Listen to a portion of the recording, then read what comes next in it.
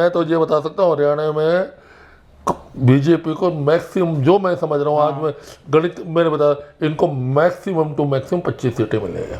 नमस्कार, मैं विक्राम और आप देख रहे हैं हिंद वॉइस। हमारे साथ मौजूद हैं जाने माने एस्ट्रोलॉजर अशोक कुमार गुप्ता जी, जो कि केपी एस्ट्रोलॉजर हैं। बहुत बहुत स्वागत है सर आपका।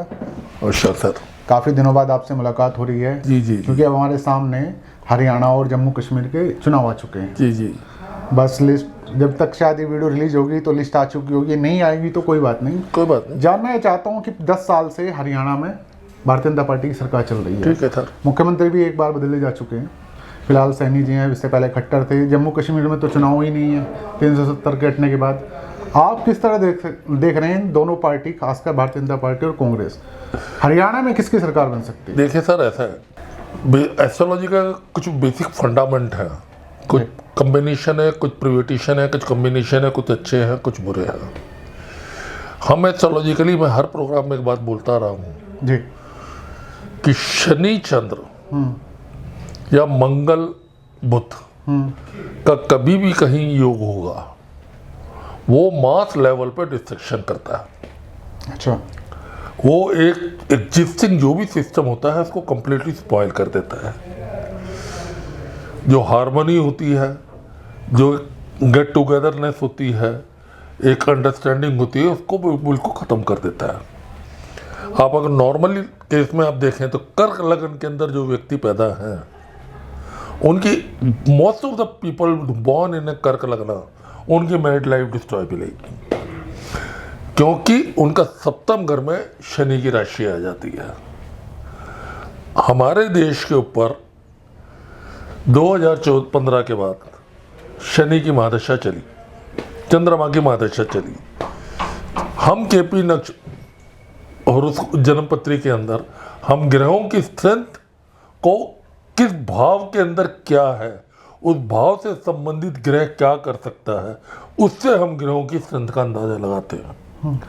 जैसे कि वैदिक ज्योतिष में आपने बहुत लोगों को इंटरव्यू किए होंगे कि जी बृहस्पति बहुत अच्छा है या शनि बहुत खराब है, या शुक्र बहुत अच्छा है या मंगल बहुत खराब है। कुछ नहीं है, वो किस भाव का, उस भाव में उस जमीन ने क्या फल देना है, उसके अंदर जो बीज का मतलब ग्रह, तो वो बीज इसमें फर्टाइल होगा कि नहीं होगा। उसका सीधा साधारण उदाहरण है, आप सेब का पेड़ कर्नाटका में लगा दो, नहीं पैदा हो सकता। वहाँ से नारियल ला के आप हिमाचल में लगा दो, नहीं पैदा हो सकते। तो प्लेनेट तो वही है ना पैदा करने वाला, लेकिन जमीन का फर्क पड़ रहा है। तो इसी तरह हमारे देश के ऊपर शनि और चंद्र का योग बना, और शनि और चंद्र का योग अपने आप में बहुत खराब है। किसके लिए खराब है? हर तरह से खराब है। आम जनता के लिए, जो लोग सत्ता को पा जाएंगे किसी तरह से भी, अच्छा। वो खुदा बन जाएंगे, वो परमात्मा बन जाएंगे। लेकिन एक स्टेज के बाद जाके वो चीजें टूटती हैं। अच्छा। कोई चीज परमानेंट नहीं है, चेंज प्रकृति का नियम है। हमेशा एक चीज स्टेबल नहीं रह सकती। समुद्र भी अपनी जगह से हटे हैं, पृथ्वी भी अपनी जगह से हटती है, हमारे मौसम भी बदलते हैं, इंसान का स्वभाव भी बदलता है। जो ताकत आपकी 40 साल की उम्र में होगी, 70 साल की उम्र में नहीं होगी। तो अब पिछले 10 साल के अंदर जो एक्सट्रीम हुआ, बुरा हुआ, या कुछ लोगों को वो बहुत अच्छा लगा, मेजोरिटी लोगों के लिए बहुत अच्छा नहीं लगा, वो शनि के चंद्रमा के महादशा में, शनि के अंतर में, क्योंकि पांच प्लेनेट मिलके, जैसे शरीर 4 तत्वों का बना है, 5 तत्वों का बना है, ऐसे ही प्लेनेट 5 चीजों से मिलकर काम करते हैं। तो शनि के अंदर, चंद्रमा के अंदर शनि के अंतर आते ही सारी राजनीतिक उथल पुथल शुरू हुई। हमने पहले इंटरव्यू में बोला था जी बीजेपी को मेजोरिटी नहीं मिलेगी, मोदी जी प्रधानमंत्री नहीं बनेंगे, लेकिन वो तो बन गए थे। बीजेपी को मेजोरिटी मिल गई, बीजेपी को मेजोरिटी नहीं मिली। तो कैसे भी जुटा तो लिया था ना उन्होंने। बीजेपी को मेजोरिटी नहीं मिली। हम 160-70 सीटें बोल के चल रहे थे, इनको 240 सीटें मिली है। वो कंपटीशन में हमारी गलती वो ठीक है सर, अभी बात ही करते हैं कि स्टेट लेवल पे फिलहाल कुछ नहीं। अब ये सारा सिस्टम बदलेगा भाई। अच्छा।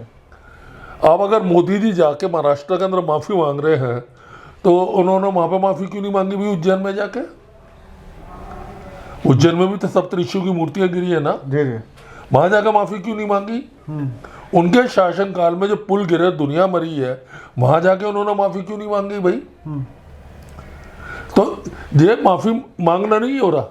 और ये महाराष्ट्र का चुनाव, मोदी जी को अब जीतना नहीं है, मोदी जी को सिर्फ अपने आप को बचाना है। कि राहुल गांधी ने बोल चुके हैं कि अगर हमारी सत्ता आई तो इन लोगों को हम क्या हल करने वाले हैं। अब मोदी जी को चुनाव जीतना, अगर मोदी जी को जो एक्सट्रीम पे जाना था जा चुके हैं, तो अभी बचाना है। अब वो अब उनका नीचे आने का टाइम है, इससे ऊपर नहीं जाते हैं। और आप देख रहे हैं जहां पे भी वो पिछले साल भर में गए हैं, उनको किसी ने कोई सम्मान आपको लगाया कि सम्मान मिला?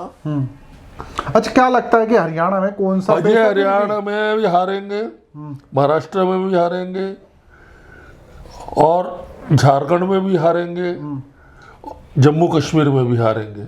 अब इनका डिक्लाइनिंग फेज है। अच्छा, ये कीप ऑन डिक्लाइनिंग। वो पार्लियामेंट में जाकर मोदी जी नहीं बोल पा रहे तो जनता के सामने जाके क्या बोल पाएंगे भाई? तो इतने अच्छे प्रवक्ता है मोदी जी, तो एक तो अरे प्रवक्ता है तो उनकी बात को सुनने का लोगों पे इन्फ्लुएंस कितना पड़ रहा है? प्रवक्ता तो वो लोकसभा इलेक्शन में भी थे, फिर क्या हुआ? वहां पे प्रवक्ता नहीं थे क्या वो? फिर क्या हुआ? प्रवक्ता तो वो बन के इटली में भी गए थे, प्रवक्ता बन के तो वो भी उसमें वो रशिया भी गए थे। आज तक उन्होंने 10 साल में कितने विदेश दौरे किए हैं? वहां की कोई प्रेस कॉन्फ्रेंस हुई है या यहाँ की कोई ब्रीफिंग करी है? अच्छा, सितंबर अक्टूबर में, सितंबर शुरू हो चुका, अक्टूबर में चुनाव हो रहे हैं, ये समय कैसा है? ये बहुत बुरा है। ये शनि का प्रतंत्र चल रहा है हमारे देश के ऊपर। अच्छा, शनि कभी भी किसी चीज में प्रोग्रेस नहीं करता है। Shani is a planet for restriction, depression, delay, frustration. और चंद्रमा की महादशा में शनि का अंतर और प्रत्यंतर भी इस वक्त चंद्रमा की महादशा में शुक्र का अंतर और शनि का प्रत्यंतर, इट इज कंप्लीट डिटेरिएटिंग। ठीक है, लेकिन कुछ लोग और करियर बनाने की ये सत्ता परिवर्तन होंगे, हाँ, और बहुत भयंकर तरीके से होंगे। अभी भी आप रूलिंग क्लास के अंदर डिफ्लेक्शन देख रहे हो क्या कि मुसलमानों के लिए वक्फ बोर्ड का बिल लाए, हाँ, अब जो साझा पार्टी है वो अपोज कर गई, बैकआउट हो गए। तो क्या करेंगे जब क्या क्या कमिटमेंट देंगे हरियाणा के अंदर जाके भाई? आप एक ब्रॉडर लेवल पे सोचिए, प्रधानमंत्री हरियाणा को क्या कमिटमेंट देने वाले हैं, महाराष्ट्र को क्या कमिटमेंट देने वाले हैं, या पहले इनकी जितनी भी प्लानिंग थी उस प्लानिंग के ऊपर उन्होंने क्या क्या क्या सक्सेस रेट है, कुछ पता है लोगों को? अब धन, बल, शासन, सत्ता के बल के ऊपर आप चुनाव जीत जाओ। अब झगड़ा चल रहा है बहुत बड़ा कि 79 सीटों के ऊपर हेरा फेरी हुई है, लोकसभा में 79 सीट के ऊपर हेरा फेरी हुई है जी। है? नहीं, आप बताएं। 79 सीट के ऊपर उसकी क्या आसपास? तो भैया साफ, अगर एक जनता के दिमाग में कोई शक पैदा हो रहा है तो सत्ता का काम है इसको दूर करना। शासन जिसके पास है, एक अच्छा शासक वो है कि भगवान राम के लिए केवट ने इतना सा बोल दिया था कि जो दूसरे के घर में रह के आई है, अब महाराज उसको उन्होंने त्याग दिया था। तो ना ये हरियाणा जीत रहे हैं, ना ये महाराष्ट्र जीत रहे हैं, ना ये झारखंड जीत रहे हैं। अब सिर्फ धन, बल, ताकत, बेशर्मी जिसको आप कह सकते हो। तो फिर मोदी जी को क्या करना चाहिए आपके अनुसार? उनके मोदी को तो एक बहुत ग्रेसफुली एग्जिट कर जाना चाहिए। अच्छा, कि भाई मैं जितना सत्ता चला सकता था, मैं देश के लिए जो अच्छा बुरा कर सका मैं कर दिया। अच्छा, इस बात से जो नए लोग पॉलिटिक्स में अपना करियर बनाना चाहते हैं उन पे क्या फर्क पड़ने वाला है? बनेगा क्योंकि शनि के माध्यम से चंद्रमा, शनि का योग खत्म होगा, मंगल आएगा। 10 साल पहले तक और राहुल गांधी को पप्पू बोलते थे। तो किस पार्टी से ज्यादा लोग जुड़ेंगे फिलहाल? आपसे 10 साल पहले राहुल को पप्पू बोलते थे ना, हाँ। प्रीडोमिनेंट हुए कि नहीं हुए वो? क्या नाम है, अखिलेश का नाम कोई ज्यादा सुनाई देता था क्या आपको? प्रीडोमिनेंट हुए कि नहीं हुए? चिराग पासवान का नाम सामने आने लगा है ना जगह जगह के ऊपर, नहीं आने लगा है?